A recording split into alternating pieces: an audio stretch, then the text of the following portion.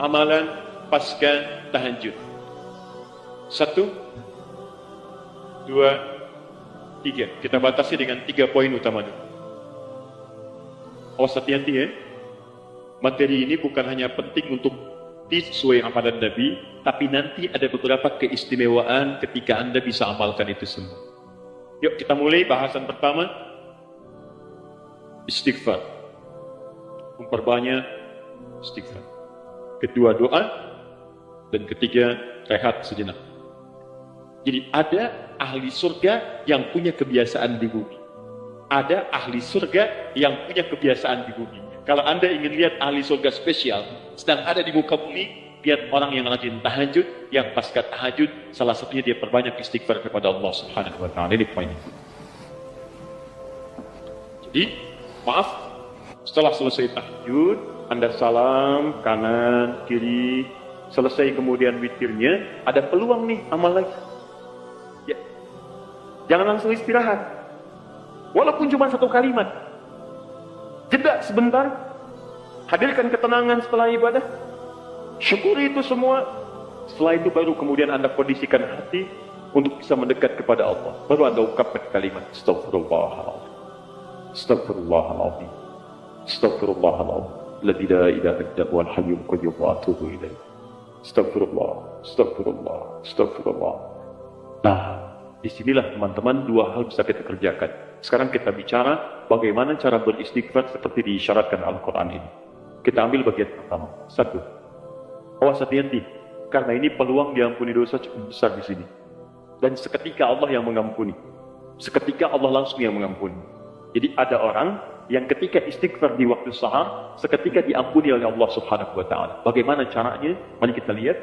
Jadi kalau Anda beristighfar, memohon ampun dari kesalahan atau dosa, jangan sekedar kalimat itu keluar di lisan.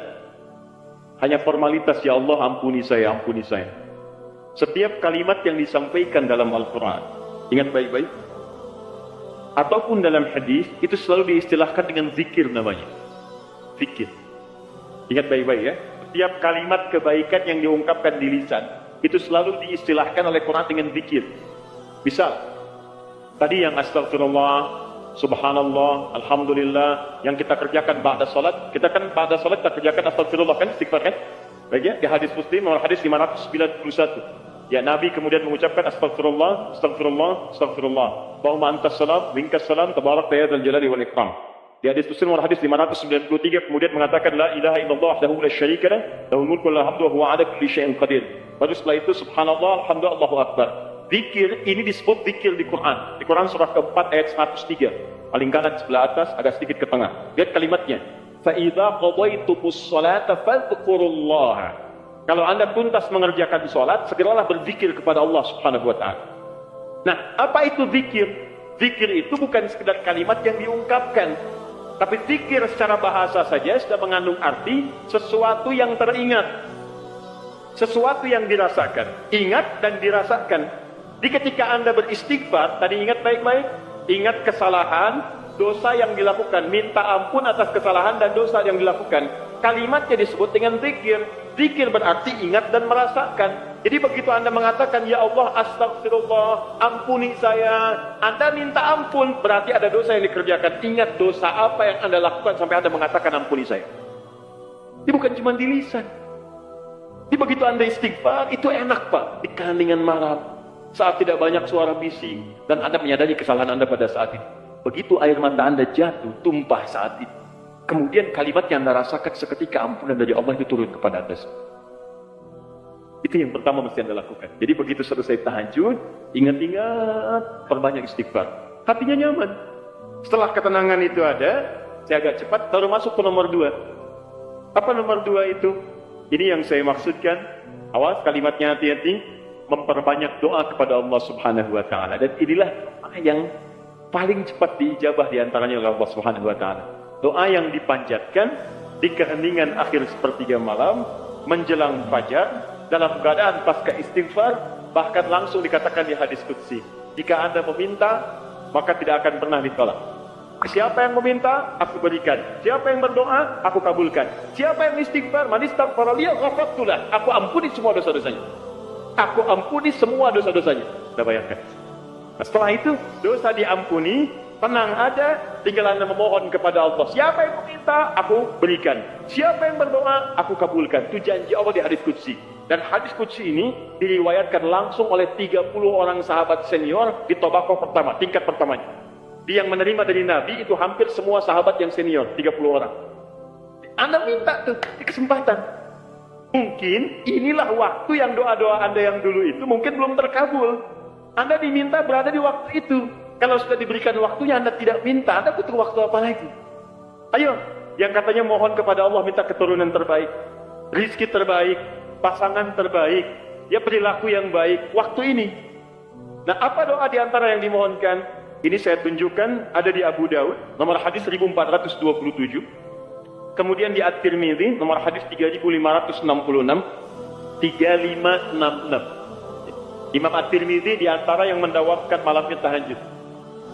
Bahkan berdoa, terus istighfar, sampai buta matanya. Ya, orang bertanya, Syekh lima hakadha, kenapa Anda mesti seperti ini? Dia imam besar, ahli tahajud, ahli Quran, menulis juga Al-Jami' As-Sahih, jadi kenal dengan Sunan At-Tirmidzi, ahli hadis juga, tapi di akhir hidupnya banyak menangis sampai buta matanya.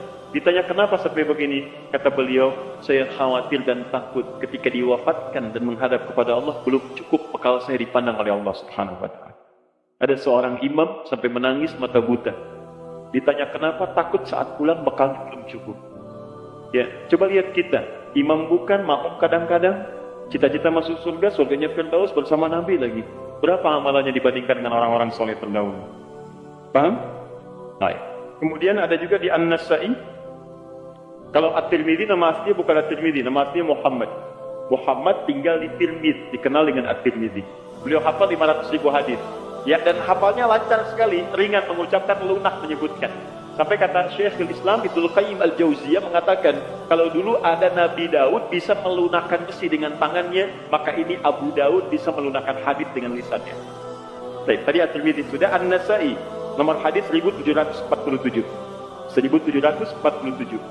Kemudian Ibnu Majah, An-Nasa'i ini muridnya juga Imam Asy-Syafi'i, yang pernah belajar kepada Imam Asy-Syafi'i. Kemudian Ibnu Majah nomor hadis 1168. Semua hadis yang diriwayatkan oleh para imam ini sumbernya dari seorang sahabat, menantu Nabi sallallahu alaihi wasallam, yang juga sering dibangunkan oleh Nabi sallallahu alaihi wasallam untuk menunaikan salat malamnya, yaitu sahabat Ali bin Abi Thalib radhiyallahu taala anhu. Apa di antara doanya? Allahumma inni a'udzu biridhaka. Ya, Ali bin Abi Thalib mengajarkan doa dari Nabi sallallahu alaihi wasallam setelah kemudian tahajud, setelah beristighfar kepada Allah. Lalu doa pertama yang disampaikan bukan doa permintaan lain-lain dulu, tahan dulu yang lainnya, tapi yang didahulukan yang ini. Ya Allah, Allahumma inni a'udzubika biridhaka min sakhatik. Ya Allah, saya berlindung kepadamu dengan mengharap ridhamu.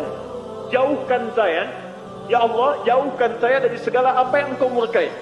Di antara makna ridha, kalau sudah datang dari Allah, maka mengabulkan semua doa-doa yang dimohonkan. Ridha itu maknanya 3. Mengabulkan doa yang dimohonkan, mengampuni dosa yang pernah terlangsung dalam kehidupan, dan yang ketiga memberikan solusi dari semua persoalan yang Anda hadapi dalam kehidupan. Baik, teruskan. Wa bimu'afatika min 'uqubatik. Wa bimu'afatika, dan hamba berlindung kepadamu ya Rabb dengan segala penjagaan dan pemaafanmu. Mu'afah itu adalah sifat penjagaan dan pemberian maaf.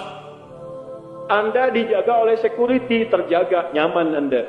Anak dijaga orang tua, nikmat, nyaman. Tapi apakah selamanya bersama security? Tidak. Selamanya bersama orang tua, mungkin terpisah. Kalau Anda titipkan diri Anda kepada Allah, maka siapa yang bisa mengganggu Anda dalam kehidupan? Maka Anda bermohon kepada Allah, ya Allah, tolong jaga hamba ya Allah. Dan kalau salah, tolong maafkan hamba. Dan yang lebih hamba mohonkan, tolong jaga hamba dari uqubatik, dari hukuman-hukuman. Nah, hukuman dunia dan siksa akhirat itu disebut dengan uqubat. Maka Anda bermohon kepada Allah, ya Allah, kalau ada perilaku saya yang tidak baik, yang bisa menghadirkan percepatan hukuman di dunia, mohon lindungi saya. Lindungi saya, Allah.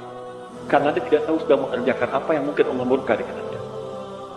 Dan kalau ada jalan kembali saya yang berpotensi menghadirkan hukuman abadi di akhirat, mohon lindungi saya, jaga saya dan maafkan kesalahan saya.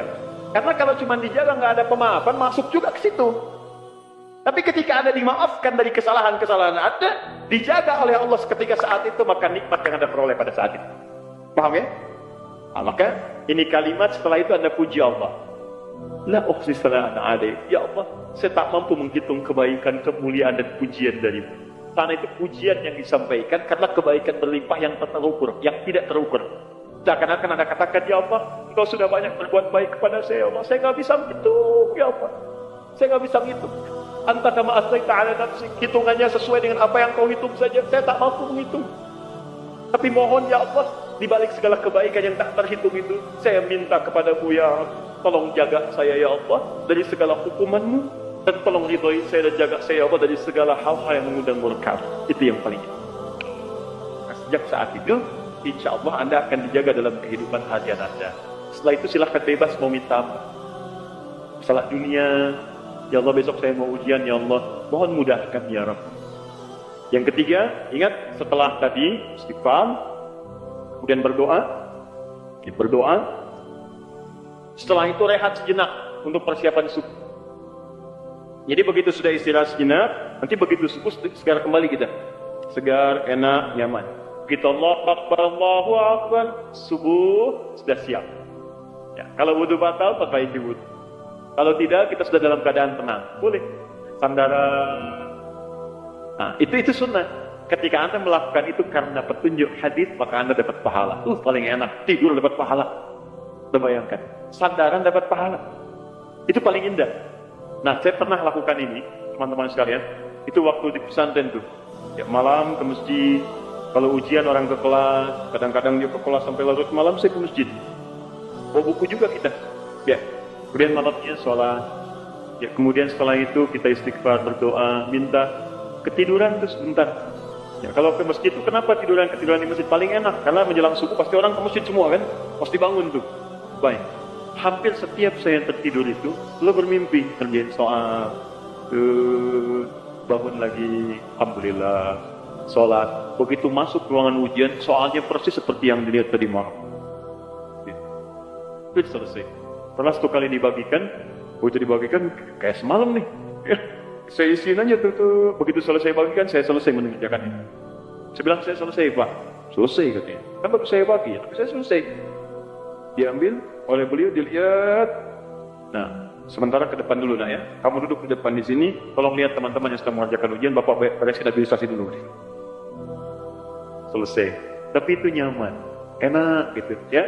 Saya anjurkan teman-teman, adik-adik terutama yang masih kuliah, masih dekati Allah. Karena Allah yang punya pengetahuan. Dekati yang punya, maka Anda akan diberikan hal yang terbaik. Itu ada rumusnya di Quran surah kedua Al-Baqarah di ujung ayat 282. Paling kiri sebelah bawah, paling ujung. Wattaqullah wa yu'allimukumullah. Tingkatkan takwamu kepada Allah, maka Allah akan mengajarkan pengetahuan kepadamu. Apa di antara makna takwa itu? Tambah ibadahnya. Di antaranya tahajud. Makanya orang tahajud dibuka dengan kalimat takwa. Tadi Quran surah 5-15. Innal muttaqina fi jannatin wa uyun. Sebagian orang takwa tinggal di taman surga. Apa amalannya? Innahum kanu qabla dzalika muhsinin, kanu qalilan minal laili ma yahja'un. Sedikit tidurnya, bangun malam. Wa bil ashari hum yastaghfirun, istighfar. Nah, saya sarankan walaupun Anda dalam beraktivitas keseharian, setelah itu istighfar, sebelum rehat, perbanyak doa.